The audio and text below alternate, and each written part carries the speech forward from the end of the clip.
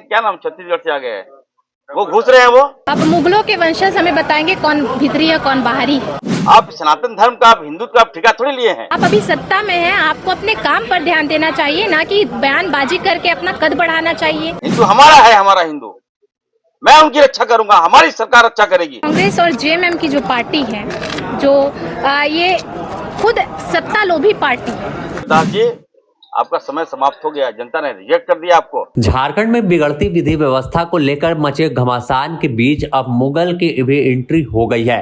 दरअसल मंत्री इरफान अंसारी ने रघुवर दास को छत्तीसगढ़िया बताया, तो रघुवर दास की बहू और जमशेदपुर पूर्वी से विधायक पूर्णिमा दास ने डॉक्टर इरफान अंसारी को करारा जवाब देते हुए कहा कि अब मुगल के वंशज बताएंगे कि कौन बाहरी है और कौन भीतरी है। ये लोग सत्ता की रोटी सेकते हैं और बाहरी भीतरी का खेल खेलते हैं। दरअसल हुआ कुछ ऐसा कि बजट सत्र के दौरान विधायक पूर्णिमा दास साहू और मंत्री इरफान अंसारी भी सदन की कार्यवाही में भाग लेने पहुंचे थे, लेकिन वहां पर मौजूद पत्रकारों ने बिगड़ती विधि व्यवस्था पर सवाल पूछ दिया।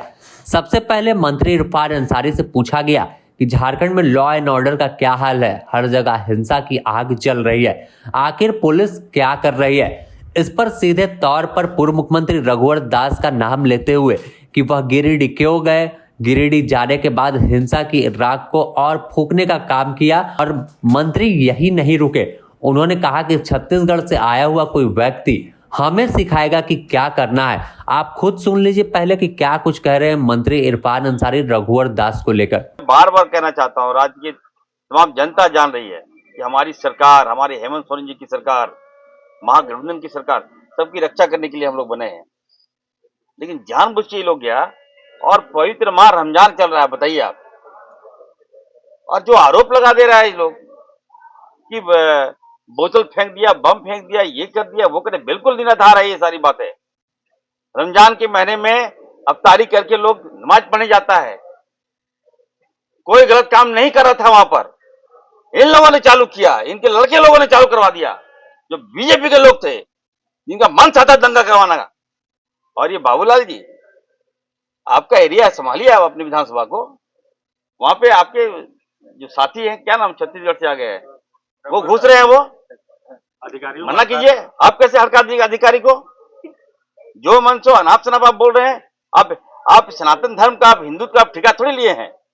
हिंदू हमारा है, हमारा हिंदू, मैं उनकी रक्षा करूंगा, हमारी सरकार रक्षा करेगी। आप उसका रहे हैं वहां पर, अनाप शनाप आप बोल दे रहे, लग रहा है अरे भाई क्या कहते हैं, लकड़ी टूट गया ऐठन नहीं गया। बाबूलाल जी, रघुवर दास जी, आपका समय समाप्त हो गया, जनता ने रिजेक्ट कर दिया आपको। झारखंड का माहौल मत खराब कीजिए, यहाँ का माहौल हम लोग खराब नहीं होने देंगे। मुझे काफी मुझे काफी अफसोस है कि रमजान जैसे पवित्र महीना में आप आरोप लगा दिए। और पुलिस भी, मैं कहना चाहता हूँ, जो एफआईआर में देखा है, मैं मुख्यमंत्री से बात करूंगा, जो भाजपा के नेता ने कहा वही एफआईआर में आपने लिख दिया। ऐसा नहीं होना चाहिए। दोनों धर्म हमारा है, दो भाई हमारे हैं, दो भाई लड़ते हैं, तो मेरी जवाबदेही बनती है कि मैं वहां जाऊं और वहां मामला शांत कराऊं। इस पर पलटवार करते हुए रघुवर दास की बहू और जमशेदपुर पूर्वी से विधायक पूर्णिमा दास ने जवाब ऐसा दिया कि मंत्री जी की बोलती बंद हो गई। पूर्णिमा दास ने कहा कि अब मुगल के वंशज हमें समझाएंगे कि कौन बाहरी है और कौन भीतरी है, हमें क्या करना है और कहां जाना है और कहां नहीं जाना है। पूर्णिमा दास ने साफ तौर पर कहा कि झारखंड मुक्ति मोर्चा और कांग्रेस सत्ता की रोटी सेकने के लिए किसी की मौत की नींद भी सुलाकर अपनी रोटी पकाए रखने की कोशिश करती है। कहीं पर भी हंगामा हो तो वहां शांति करने के बजाय ये लोग उकसाने का काम करते हैं। इनका दायित्व था कि जब हिंसा हुई तो वहां पर सरकार का प्रतिनिधि पहुंचता और मामले को शांत करता, लेकिन हुआ कुछ उल्टा, वहां जाने से ही परहेज कर दिया। आप खुद सुनिए क्या कुछ कह रही है वो। तुष्टीकरण की राजनीति कर रही है। प्रशासन को, शासन को जो है निष्पक्ष होकर जांच करनी चाहिए और जो दोषी है उन पर कार्रवाई होनी चाहिए। बस जी। रघुवर दास जी भी वहाँ गए थे, फटकार लगा रहे थे, बाबूलाल जी भी गए। रघुवर दास जी जिस तरीके से ग्राउंड पर काम कर रहे हैं, क्या लग रहा है? मंत्री जी कह रहे अपनी राजनीति रोटी सेकने गए थे। ये जो खुद की राजनीति रोटी सेकने की वजह से, तुष्टीकरण की राजनीति की वजह से, अपने जो है वोट बैंक को बचाने की वजह से जो ये राजनीति कर रहे हैं, एक पक्षी कार्रवाई करके ये राजनीति कर रहे हैं, उसका क्या? ये कहते हैं कि ये रोड पर गए अपनी राजनीति सेकने के लिए, अपना पद की मांग के लिए गए हैं। इन्हें ये शोभा देता है बोलना? आप खुद ही बताइए। कांग्रेस और जेएमएम की जो पार्टी है, जो ये खुद सत्ता लोभी पार्टी है, ये अपने सत्ता के जैसा ये सोचती है ना, ये वही करती है और यही दूसरों पर भी थोपने का काम करती है।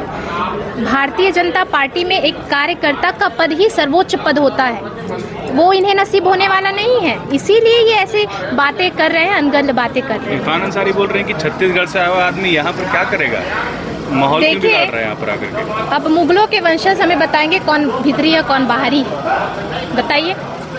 इन्हें तो खुद इनको जवाब जो है हमारे राज्य की जनता दे रही है। वो अपना हक मांग रही है, अपना अधिकार मांग रही है। आदिवासी आज हमारे भाई बंधु आंदोलन कर रहे हैं, उन पर ध्यान दीजिए। आप अभी सत्ता में हैं, आपको अपने काम पर ध्यान देना चाहिए, ना कि बयानबाजी करके अपना कद बढ़ाना चाहिए।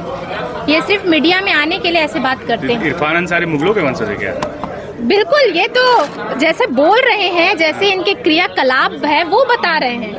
हम नहीं, पूरे राज्य की जनता बोल रहे हैं कि दो भाई की लड़ाई में क्यों कूदने का बीच में वहाँ पर भारतीय जनता पार्टी के नेता आग में घी डालने के लिए?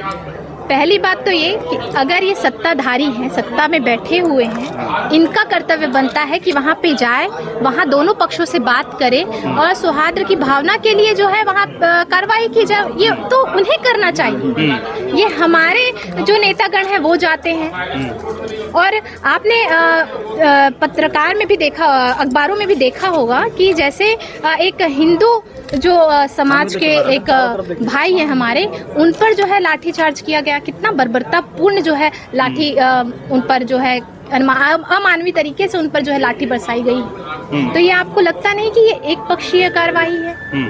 ये सिर्फ 10 उधर से 10 इधर से लेकर अपने वोट बैंक की राजनीति कर रहे हैं ताकि हमें दोनों पक्षों को बैलेंसिंग रख के हम चल सके। ये कार्यवाही नहीं होती है। जो दोषी है, चाहे वो हिंदू हो चाहे मुस्लिम हो, दोषी होता है, उस पर कार्रवाई होनी चाहिए। ना कि आप 10 हिंदू से ले लीजिए, 10 उधर से ले लीजिए और आप फिर बैलेंसिंग फिगर बन के आप सत्ता में बैठ के बहुत अच्छे चमक गए। ये नहीं होता है। साफ तौर पर झारखंड में होली के दौरान जमकर बवाल मचा, चाहे रांची के नामकुम की बात करें या गिरिडीह के घोड़थंबा के, तमाम जगहों पर उत्पात मचाने वाले ने उत्पात मचाया, कई दुकानों को आग के हवाले कर दिया। अब इसकी सियासत जो है वो काफी गर्म है इसे लेकर, और विधानसभा बजट सत्र के दौरान जमकर बवाल शुरू है। Bureau report, the news post, Ranchi.